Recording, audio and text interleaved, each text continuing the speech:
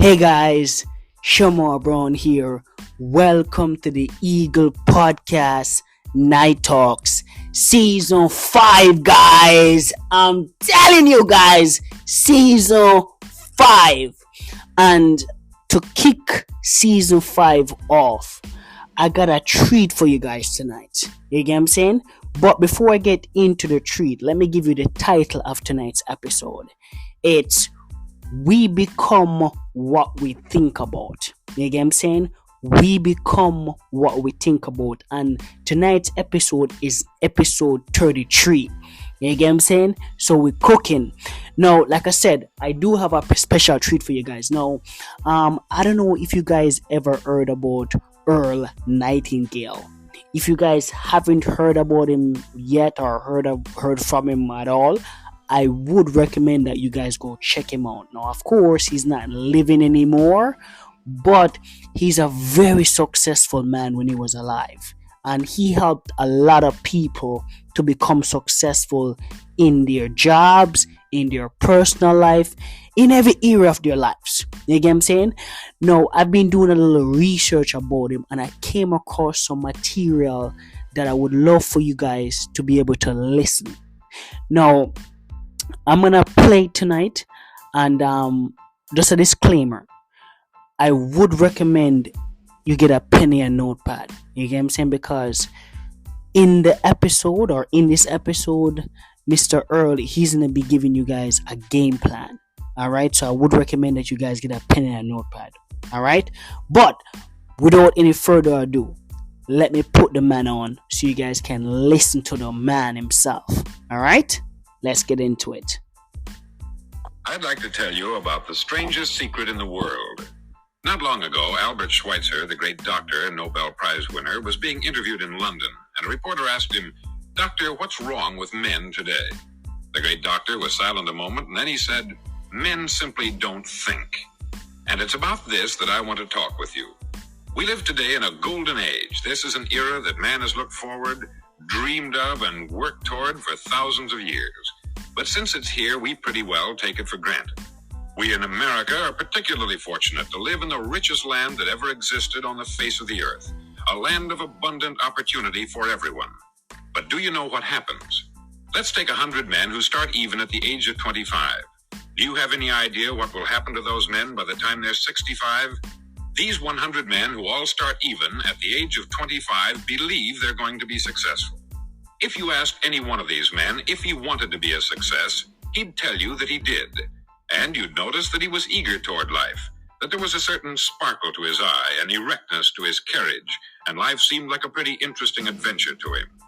But by the time they're 65, 1 will be rich, 4 will be financially independent, 5 will still be working, 54 will be broke. Now think a moment. Out of the 100, only 5 make the grade. Why do so many fail? What has happened to the sparkle that was there when they were 25? What's become of the dreams, the hopes, the plans? And why is there such a large disparity between what these men intended to do and what they actually accomplished? When we say about 5% achieve success, we have to define success. And here's the definition. Success is the progressive realization of a worthy ideal. If a man is working toward a predetermined goal and knows where he's going, that man is a success. If he's not doing that, he's a failure. Success is the progressive realization of a worthy ideal. Rollo May, the distinguished psychiatrist, wrote a wonderful book called Man's Search for Himself. And in this book, he says, the opposite of courage in our society is not cowardice, it is conformity. And there you have the trouble today. It's conformity. People acting like everyone else, without knowing why, without knowing where they're going. Now think of it. In America right now, there are over 14 million people 65 years of age and over. And about 13 million of these 14 million are broke. They're dependent on someone else for life's necessities. Now we learn to read by the time we're 7. We learn to make a living by the time we're 25. Usually by that time, we're not only making a living, we're supporting a family. And yet, by the time we're 65, we haven't learned how to become financially independent in the richest land that has ever been known. Why? We conform. And the trouble is that we're acting like the wrong percentage group. the 95% who don't succeed. Now, why do these people conform? Well, they don't know, really. These people believe that their lives are shaped by circumstances, by things that happen to them, by exterior forces. They're outer-directed people. A survey was made one time that covered a lot of men, working men, and these men were asked this question: why do you work? Why do you get up in the morning? 19 out of 20 had no idea. If you ask them, they'll say, everyone goes to work in the morning. And that's the reason they do it, because everyone else is doing it. Now let's get back to our definition of success. Who succeeds? The only man who succeeds is the man who is progressively realizing a worthy ideal. He's the man who says, I'm going to become this, and then begins to work toward that goal. I'll tell you who the successful people are. A success is the school teacher who's teaching school because that's what she wanted to do. The success is the woman who's a wife and mother because she wanted to become a wife and mother and is doing a good job of it. The success is the man who runs the corner gas station because that's what he wanted to do. The success is the successful salesman who wants to become a top-notch salesman and grow and build with his organization. A success is anyone who is doing deliberately a predetermined job because that's what he decided to do deliberately. But only 1 out of 20 does that. That's why today there isn't really any competition unless we make it for ourselves. Instead of competing, all we have to do is create. Now, for 20 years, I looked for the key which would determine what would happen to a human being. Was there a key I wanted to know which would make the future a promise that we could foretell to a large extent? Was there a key that would guarantee a person's becoming successful if he only knew about it and knew how to use it? Well, there is such a key, and I've found it. Have you ever wondered why so many men work so hard and honestly without ever achieving anything in particular, and others don't seem to work hard and yet seem to get everything? They have the magic touch.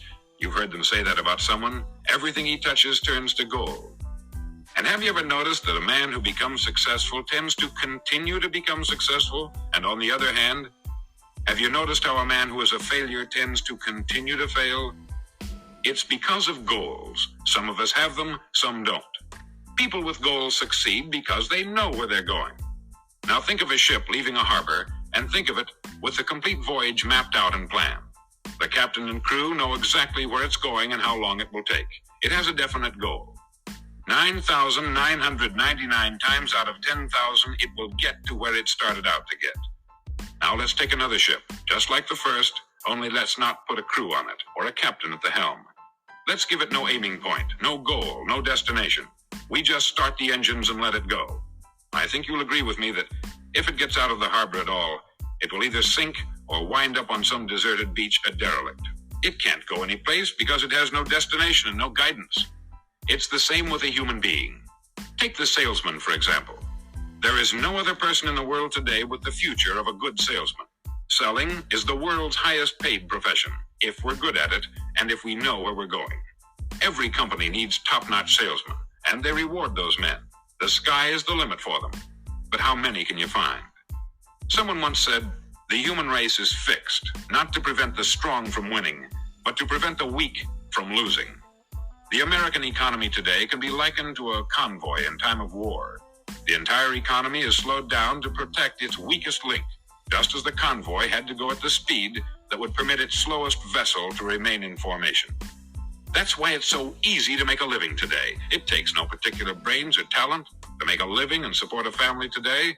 So we have a plateau of so-called security, if that's what a person's looking for. But we do have to decide how high above this plateau we want to aim for. Now let's get back to the strangest secret in the world, the story that I wanted to tell you today. Why do men with goals succeed in life and men without them fail? Well, let me tell you something which, if you really understand it, will alter your life immediately. If you understand completely what I'm going to tell you from this moment on, your life will never be the same again. You'll suddenly find that good luck just seems to be attracted to you. The things you want just seem to fall in line. And from now on, you won't have the problems, the worries, the gnawing lump of anxiety that perhaps you've experienced before. Doubt, fear, well, they'll be things of the past. Here's the key to success and the key to failure. We become what we think about. Now let me say that again. We become what we think about. Throughout all history, the great wise men and teachers, philosophers and prophets have disagreed with one another on many different things. It is only on this one point that they are in complete and unanimous agreement. Listen to what Marcus Aurelius, the great Roman emperor, said. He said, "A man's life is what his thoughts make of it." Disraeli said this, "Everything comes if a man will only wait. I have brought myself by long meditation to the conviction that a human being with a settled purpose must accomplish it, and that nothing can resist a will that will stake even existence for its fulfillment." Ralph Waldo Emerson said this, "A man is what he thinks about all day long." William James said, "The greatest discovery of my generation is that human beings can alter their lives by altering their attitudes of mind." And he also said, "We need only in cold blood act as if the thing in question were real, and it will become infallibly real by growing into such a connection with our life that it will become real. It will become so knit with habit and emotion that our interest in it will be those which characterize belief." He also said this, "If you only care enough for a result, you will almost certainly attain it. If you wish to be rich, you will be rich. If you wish to be learned, you will be learned. If you wish to be good, you will be good. Only you must then really wish these things, and wish them exclusively, and not wish at the same time 100 other incompatible things just as strongly." In the Bible you read, in Mark 9:23, "If thou canst believe, all things are possible to him that believeth." Dr. Norman Vincent Peale said this, "This is one of the greatest laws in the universe. Fervently do I wish I had discovered it as a very young man. It dawned upon me much later in life, and I found it to be one of the greatest, if not my greatest discovery outside of my relationship to God.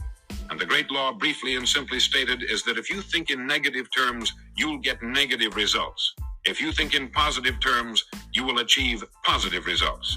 That is the simple fact, which is at the basis of an astonishing law of prosperity and success. In 3 words, believe and succeed." William Shakespeare put it this way, "Our doubts are traitors and make us lose the good we oft might win by fearing to attempt." George Bernard Shaw said, "People are always blaming their circumstances for what they are. I don't believe in circumstances. The people who get on in this world are the people who get up and look for the circumstances they want, and if they can't find them, make them." Well, it's pretty apparent, isn't it? And every person who discovered this for a while believed that he was the first one to work it out. We become what we think about. Now, it stands to reason that a person who's thinking about a concrete and worthwhile goal is going to reach it, because that's what he's thinking about. And we become what we think about. Conversely, the man who has no goal, who doesn't know where he's going, and whose thoughts must therefore be thoughts of confusion and anxiety and fear and worry, becomes what he thinks about. His life becomes one of frustration, fear, anxiety, and worry. And if he thinks about nothing, he becomes nothing. Now, how does it work? Why do we become what we think about? Well, I'll tell you how it works as far as we know. Now, to do this, I want to tell you about a situation that parallels the human mind. Suppose a farmer has some land, and it's good, fertile land. Now, the land gives the farmer a choice. He may plant in that land whatever he chooses. The land doesn't care. It's up to the farmer to make the decision.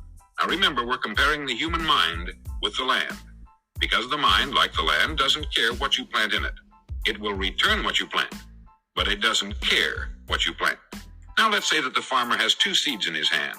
One is a seed of corn, the other is nightshade, a deadly poison. He digs 2 little holes in the earth and he plants both seeds, one corn, the other nightshade.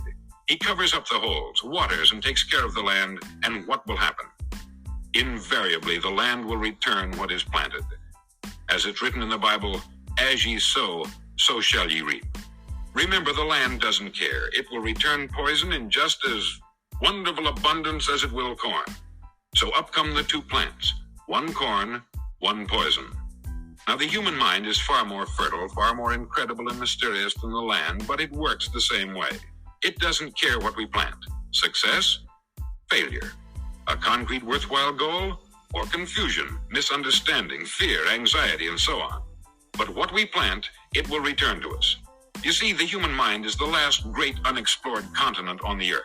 It contains riches beyond our wildest dreams. It will return anything we want to plant. Now you might say, well, if that's true, why don't people use their minds more?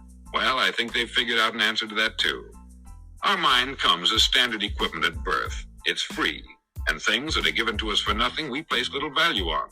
Things that we pay money for, we value. The paradox is that exactly the reverse is true. Everything that's really worthwhile in life came to us free. Our mind, our soul, our body, our hopes, our dreams, our ambitions, our intelligence, our love of family and children and friends. All these priceless possessions are free, but the things that cost us money are actually very cheap and can be replaced at any time. A good man can be completely wiped out and make another fortune. He can do that several times. Even if our home burns down, we can rebuild it, but the things we got for nothing, we can never replace. The human mind isn't used merely because we take it for granted. Familiarity breeds contempt. It can do any kind of job we assign to it, but generally speaking, we use it for little jobs instead of big important ones.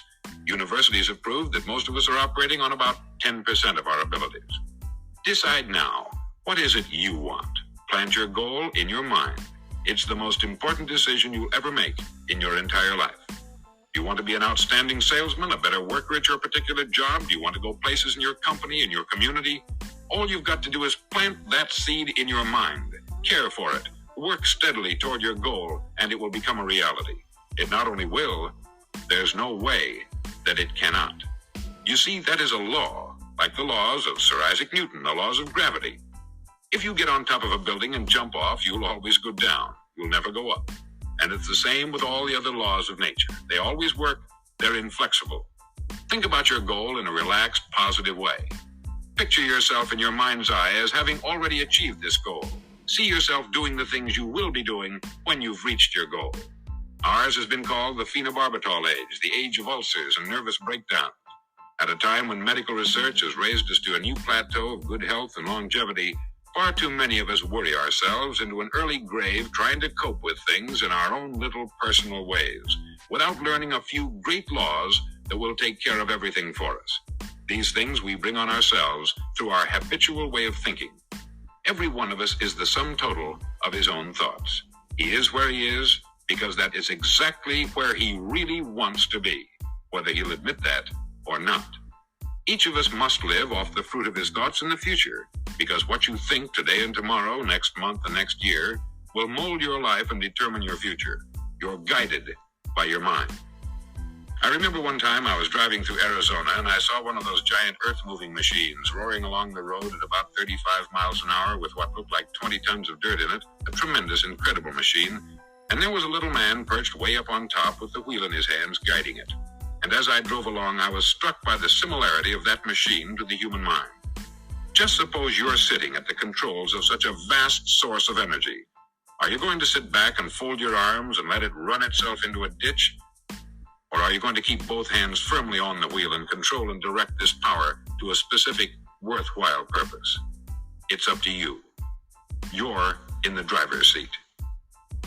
You see, the very law that gives us success is a two-edged sword. We must control our thinking.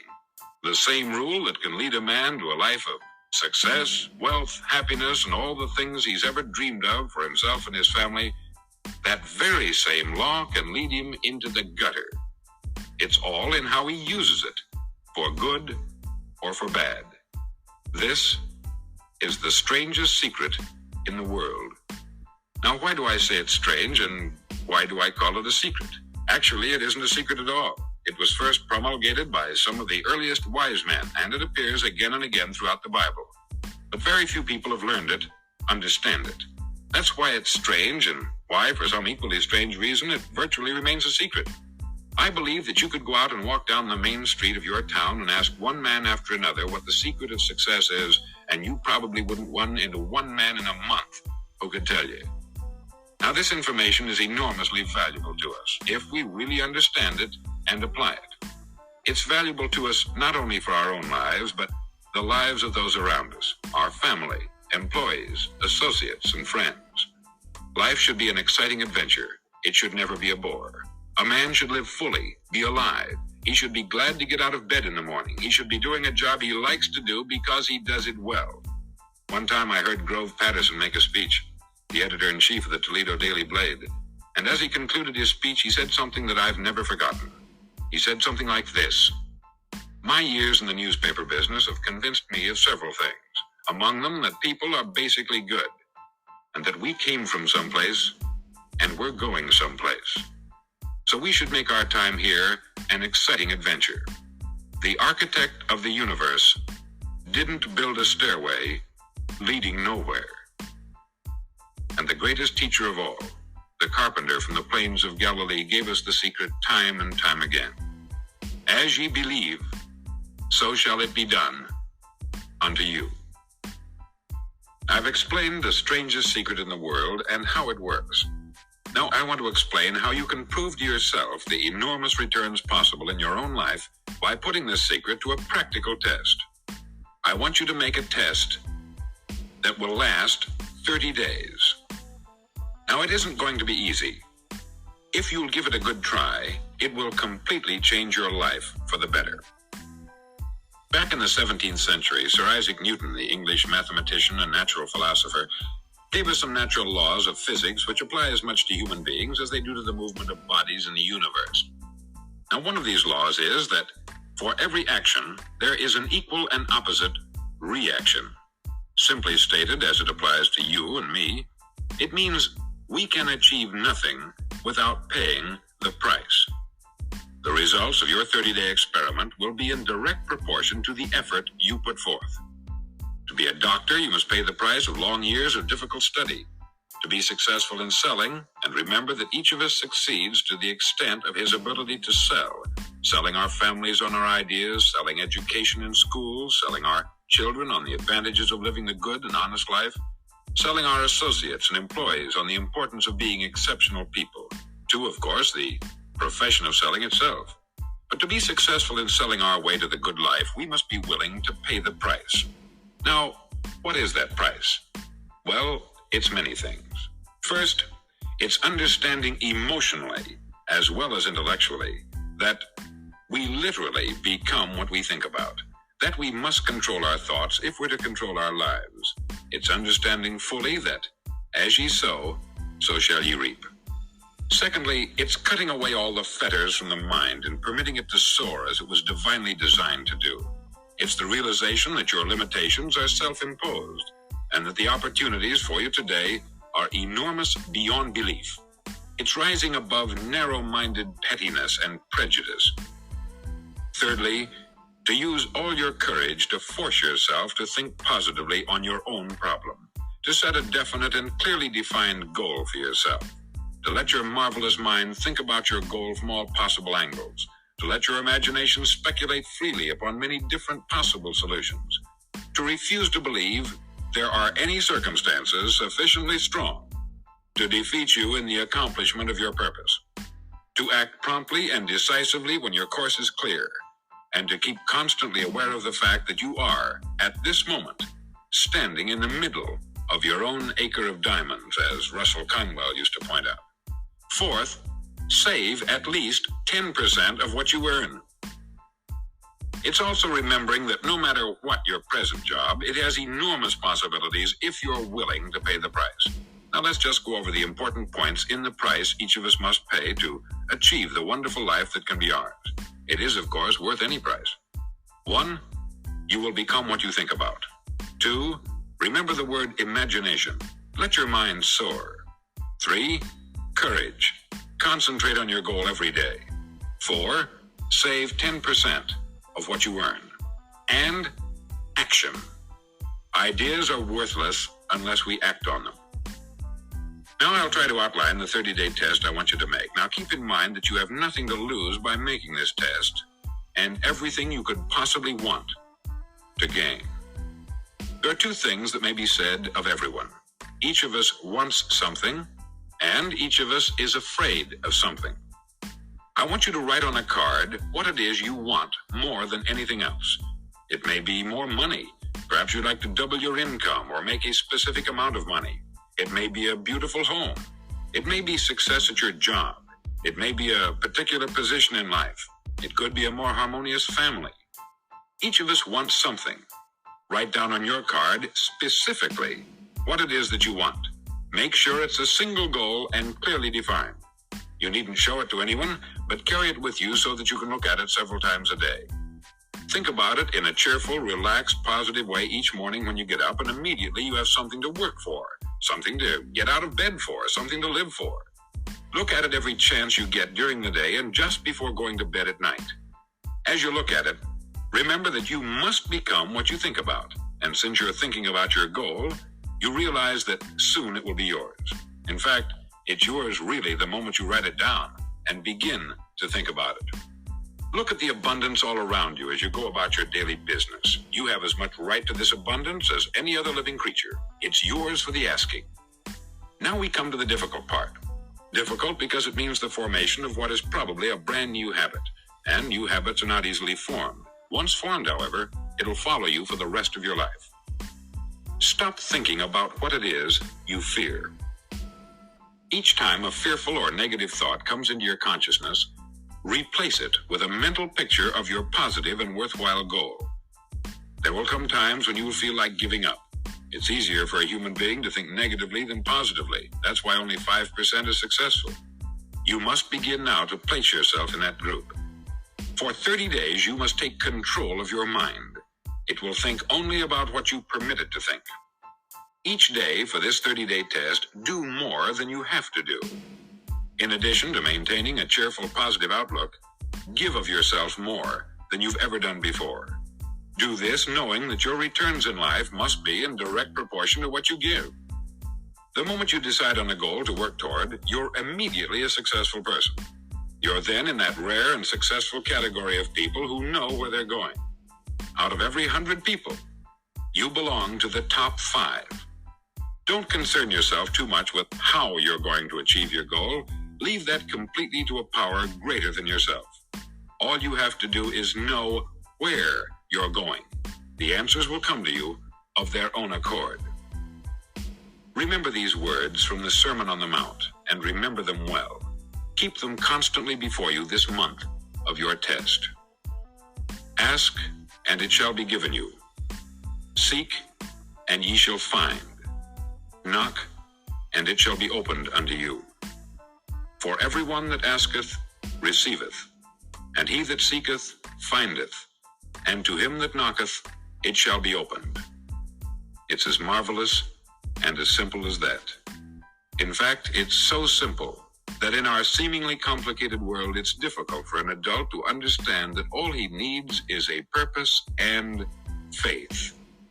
For 30 days, do your best. If you're a salesman, go at it as you've never done before, not in hectic fashion, but with the calm, cheerful assurance that time well spent will give you the abundance in return you deserve and want. No matter what your job, do it as you've never done it before for 30 days. And if you've kept your goal before you every day, you'll wonder and marvel at this new life you've found. Dorothea Brand, outstanding editor and writer, discovered it for herself and tells about it in her fine book, Wake Up and Live. Her entire philosophy is reduced to the words, act as though it were impossible to fail. She made her own test with sincerity and faith, and her entire life was changed to one of overwhelming success. Now you make your test for 30 full days. Don't start your test until you've made up your mind to stick with it. You see, by being persistent, you're demonstrating faith. Persistence is simply another word for faith. If you didn't have faith, you would never persist. If you should fail during your first 30 days, by that I mean suddenly find yourself overwhelmed by negative thoughts, you've got to start over again from that point and go 30 more days. Gradually, your new habit will form until you find yourself one of that wonderful minority to whom virtually nothing is impossible. Don't forget the card. It's vitally important as you begin this new way of living. On one side of the card, write your goal, whatever it may be. On the other side, write the words we've quoted from the Sermon on the Mount. Ask, and it shall be given you. Seek, and ye shall find. Knock, and it shall be opened unto you. Nothing great was ever accomplished without inspiration. See that during these crucial first 30 days, your own inspiration is kept at a peak. Above all, don't worry. Worry brings fear, and fear is crippling. The only thing that can cause you to worry during your test is trying to do it all yourself. Know that all you have to do is hold your goal before you. Everything else will take care of itself. Remember also to keep calm and cheerful. Don't let petty things annoy you and get you off course. Now, since making this test is difficult, some may say, well, why should I bother? Well, look at the alternative. No one wants to be a failure. No one really wants to be a mediocre individual. No one wants a life constantly filled with worry, fear, and frustration. Therefore, remember that you must reap that which you sow. If you sow negative thoughts, your life will be filled with negative things. If you sow positive thoughts, your life will be cheerful, successful, and positive. Now, gradually, you'll have a tendency to forget what you've heard on this record. Play it often. Keep reminding yourself of what you must do to form this new habit. Gather your whole family about and listen to what's been said here at regular intervals. You know, most men will tell you that they want to make money without understanding the law. The only people who make money work in the mint. The rest of us must earn money. This is what causes those who keep looking for something for nothing or a free ride to fail in life. The only way to earn money is by providing people with services or products which are needed and useful.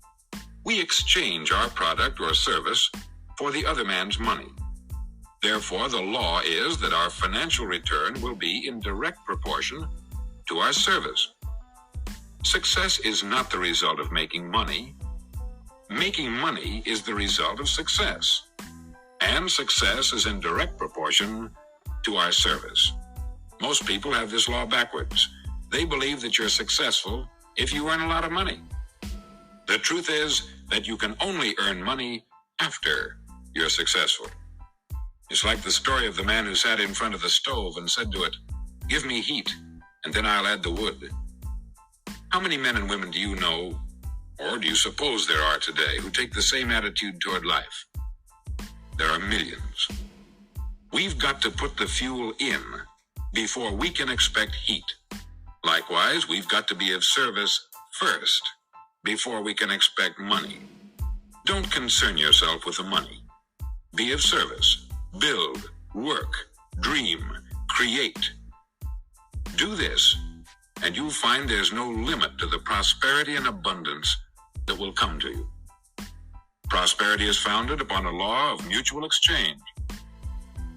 Any person who contributes to prosperity must prosper in turn himself. Sometimes the return will not come from those you serve, but it must come to you from someplace, for that is the law. For every action, there is an equal and opposite reaction. As you go daily through your 30-day test period, remember that your success will always be measured by the quality and quantity of service you render, and money is a yardstick for measuring this service. No man can get rich himself unless he enriches others. There are no exceptions to a law. You can drive down any street in America and from your car estimate the service that's being rendered by the people living on that street. Had you ever thought of this yardstick before? It's interesting. Some, like ministers and priests and other devoted people, measure their returns in the realm of the spiritual, but again, their returns are equal to their service. Once this law is fully understood, any thinking person can tell his own fortune. If he wants more, he must be of more service to those from whom he receives his return. If he wants less, he has only to reduce this service. This is the price you must pay for what you want. If you believe you can enrich yourself by deluding others, you can only end by deluding yourself. It may take some time, but just as surely as you breathe, you'll get back what you put out. Don't ever make the mistake of thinking you can avert this. It's impossible. The prisons and the streets where the lonely walk are filled with people who tried to make new laws just for themselves. We may avoid the laws of man, but there are greater laws that cannot be broken. An outstanding medical doctor recently pointed out 6 steps that will help you realize success. 1. Set yourself a definite goal. 2. Quit running yourself down. 3. Stop thinking of all the reasons why you cannot be successful, and instead, think of all the reasons why you can. 4. Trace your attitudes back through your childhood and try to discover where you first got the idea you couldn't be a success, if that's the way you've been thinking. 5. Change the image you have of yourself by writing out a description of the person you would like to be. And 6. Act the part of the successful person you have decided to become. The doctor who wrote those words is a noted West Coast psychiatrist, David Harold Fink, MD. Do what all experts since the dawn of recorded history have told you you must do. Pay the price by becoming the person you want to become. It's not nearly as difficult as living unsuccessfully. Make your 30-day test. Then repeat it. Then repeat it again. Each time it will become more a part of you until you'll wonder how you could ever have lived any other way. Live this new way, and the floodgates of abundance will open and pour over you more riches than you may have dreamed existed. Money? Yes, lots of it. But what's more important, you'll have peace. You'll be in that wonderful minority who lead calm, cheerful, successful lives. Start today. You have nothing to lose, but you have a life to win. Woo! Woo! Woo! Woo! Woo! Woo! Woo! That was extremely powerful, guys. Extremely powerful. I'm not gonna do much talking because, again, Earl, he already laid it down. He even gave you guys a game plan, a 30-day game plan. And again, guys, I think my biggest recommendation is just replay the podcast. You get what I'm saying? Because one thing I've learned from my mentors is that repetition is very vital, right? And me personally, just like how I listen to podcasts, I'm making a podcast for you guys. I listen to podcasts as well. And I have a tendency to replay the podcast until I feel that I absorb the information. You get what I'm saying? Now, I don't know if you guys function like that, but if you guys don't, I would recommend that. Because again, Mr. Earl is a very successful man. You get what I'm saying? Right? And like I said when I started the episode, that he helped a lot of people to become successful.